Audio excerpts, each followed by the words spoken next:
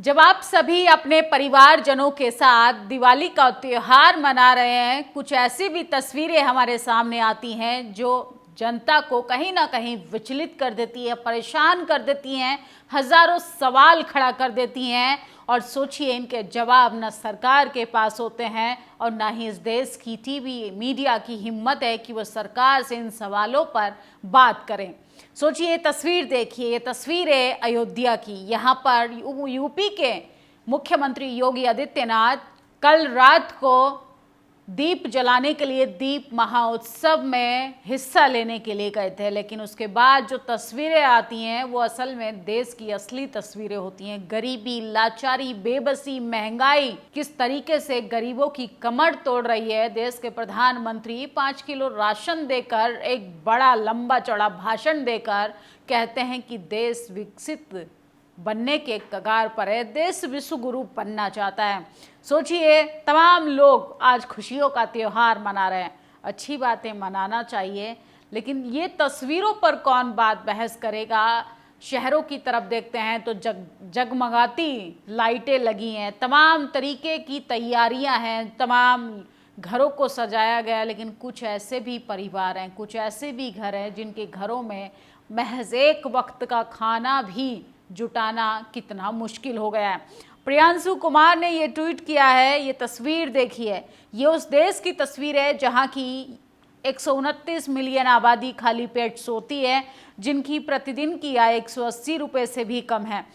वहाँ धर्म के नाम पे असंख्यक लीटर तेल ऐसे बहाया जा रहा है और धार्मिक बनने से पहले मानवतावादी बनना चाहिए। तो सोचिए, कैसे दीप महोत्सव मनाया गया था, उसके बाद खाली दियों से बूंद बूंद तेल को कैसे गरीब लोग जो हैं अपनी रोज़मर्रा की ज़िंदगी में इस्तेमाल होने के लिए तेल को इकट्ठा कर रहे हैं। इससे आप अंदाज़ा लगाइए कि देश के हालात कितने बुरे हैं। देश के हालात इतने बदतर हैं कि गरीबी की वजह से, महंगाई की वजह से लोग जो हैं त्योहारें नहीं मना पा रहे हैं और इस पर तमाम लोग जो हैं आनाकानी कर देते हैं, अनसुनी कर देते हैं, क्योंकि महंगाई, बेरोजगारी जैसे मुद्दे तो उनकी नज़रों में खबर ही नहीं होते। और अखिलेश यादव लगातार भारतीय जनता पार्टी पर जिस तरीके से हमलावर हैं, वो बीजेपी की बढ़ती लगातार महंगाई पर सवाल खड़ा कर रहे हैं कि भारतीय जनता पार्टी का ये कौन सा विकास है कि महंगाई अपनी चरम सीमा पर, नौकरियां नहीं दे पा रहे, बेरोजगारी से तमाम युवा देश का सड़कों पर दर दर की ठोकरें खा रहा है। देश के प्रधानमंत्री वो अलग अलग विदेशी दौरे पर जाते हैं। सोचिए, किस तरीके से देश को खोखला कर कर कर कर बर्बाद किया जा रहा है। आपने एक तस्वीर देखी कि त्योहारों पर 7,000 से भी ज़्यादा ट्रेनें चलाने का वादा करने वाले हमारे देश के रेल मंत्री अश्विनी कुमार, वो जनता को खुले आसमान के नीचे सोने के लिए मजबूर कर सकते हैं। तो देश के रेल मंत्री पर भी सवाल उठाया जा रहा है कि त्योहारों पर तो कम से कम इंतजाम कर दिया होता। भारतीय जनता पार्टी के लोगों के पास कोई काम नहीं, नौकरी नहीं दे पा रहे, लगातार महंगाई बढ़ रही है, आरक्षण से खिलवाड़ हो रहा है और संविधान को समय पर रहते रहते चोट पहुंचा रहे हैं। तो अखिलेश यादव का ये बयान सुनिए। भारतीय जनता पार्टी के पास कोई काम नहीं है, तो जो लोग रोजगार नहीं दे रहे हैं, नौकरी नहीं दे पा रहे हैं और लगातार महंगाई बढ़ रही हो, जिसकी सरकार में भेदभाव हो रहा हो, आरक्षण से खिलवाड़ हो रहा हो और संविधान को समय समय पर ये चोट पहुंचा रहे हो, इनके पास इसी तरह के जुमले हैं कि हैशटैग चलाएंगे, किसी के बारे में गलत भाषा का इस्तेमाल करेंगे, गलत नारे बनाएंगे। तो सुना आपने। तो सोचिए, किस तरीके से बीजेपी की लगातार चाल, चरित्र और चेहरा जगजाहिर हो गया है। वो अलग बात है, होर्डिंग बैनरों पर बीजेपी का विकास आपको दिखाई देता है।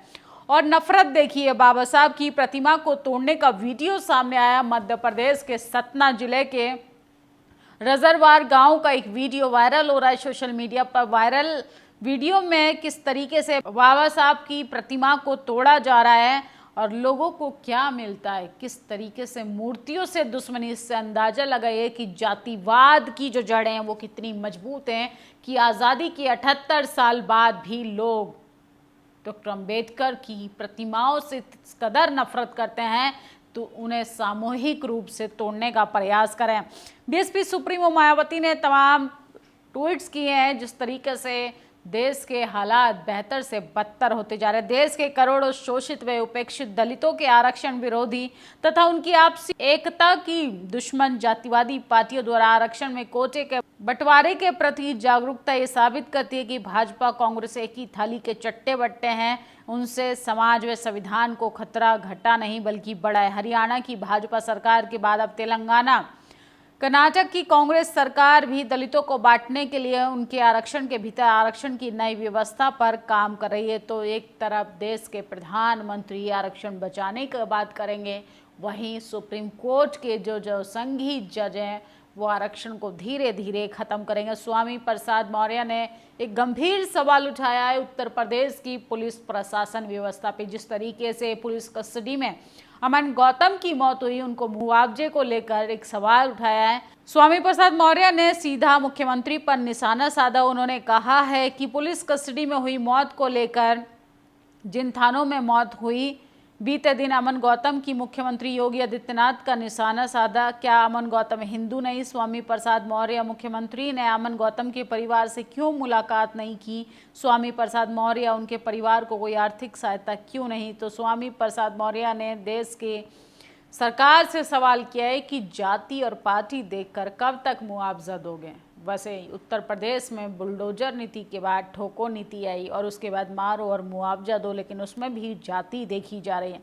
झारखंड में एक फिल्म एक दूजे की शूटिंग चल रही है। कल्पना सोरेन को देखकर मेरी पत्नी भी राजनीति में आना चाहती है। मैंने कहा मोदी जी नहीं होने देंगे ऐसा। बीजेपी में परिवार का एक ही सदस्य राजनीति कर रही है। असम के मुख्यमंत्री है हेमंत बिस्वा शर्मा। अभी टीवी में कल्पना जी और हेमंत सोरेन जी देखते हैं। मेरा घर में भी मेरा बीवी बोलते हैं कि तुम भी तो सीएम हो, मुझको भी लेके जाओ पॉलिटिक्स में। तो मैं बोलता हूँ भाई ऐसा नहीं होगा। हमारा बीजेपी में परिवार का एक ही राजनीति करेगा। मुख्यमंत्री ये कैसे बन गए न जाने, किन लोगों ने इन्हें वोट दे दिया। इनके जो उलूल जुलूल बयान आते हैं वो हमेशा महिला विरोधी, दलित विरोधी, आदिवासी विरोधी। अब ये मंचों से खड़े होकर दलित मुख्यमंत्री की पत्नी हेमंत सोरेन की पत्नी कल्पना सोरेन को अपमानित करने का काम कर रहे हैं। दलित गाड़ी नहीं चला सकता, दलित मूछ नहीं रख सकता, आदिवासी जो है हेलीकॉप्टर नहीं रख सकता, आदिवासी मुख्यमंत्री नहीं बन सकता। ऐसे जातिवादी लोगों के पेट में दर्द होना शुरू हो जाता है। और चांदनी चौक घूमने आए फ्रांस के राजदूत का फोन चोरी हुआ, 4 आरोपी गिरफ्तार हुए। पुलिस ने फोन वापस लिया। काश आम जनता का भी फोन ऐसे ही मिल जाता। तो सोचिए किस तरीके से त्योहारों के बीच चोरी की भी घटना है जो है मुद्दा बनती जा रही है। भाजपा नेता बलबीर सिंह महिला को अभद्रता से गाली देते हुए मार रहे हैं। फावड़ा हाथ में लेकर दूसरी वीडियो में गाली गलौज करने की बात कर रहे हैं। भाजपा का महिला सम्मान कैसे तार तार हो रहा है।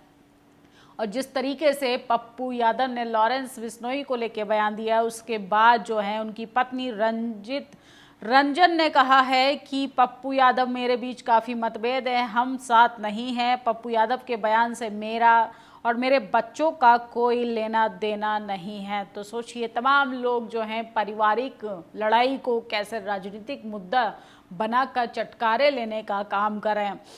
भारत रत्न देश के पहले उपराष्ट्रपति सह गृह मंत्री देश रियासतों को एकीकरण पर एक अखंड भारत के निर्माता लौह पुरुष सरदार वल्लभ भाई पटेल की जयंती पर सत नमन। तो आज सरदार वल्लभ भाई पटेल की जयंती है। एक बात मैं आपको बताना चाहूँगी, यही वो महापुरुष हैं जिन्होंने आरएसएस को बैन कर दिया था।